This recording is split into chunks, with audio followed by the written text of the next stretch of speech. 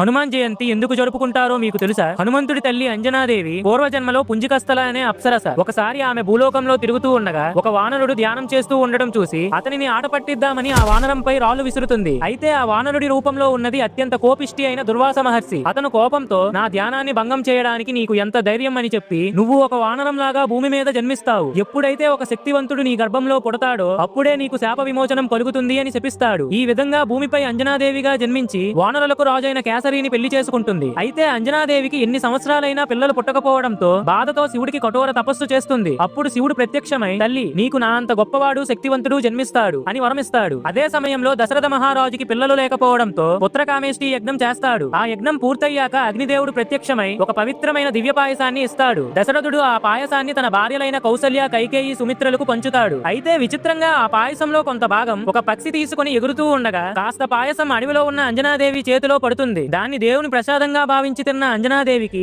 అత్యంత శక్తివంతుడైన హనుమంతుడు జన్మిస్తాడు. ఈ పవిత్ర దినాన్ని మనం హనుమాన్ జయంతిగా జరుపుకుంటాం. ఫ్రెండ్స్, జై హనుమాన్ అని కామెంట్ చేయండి.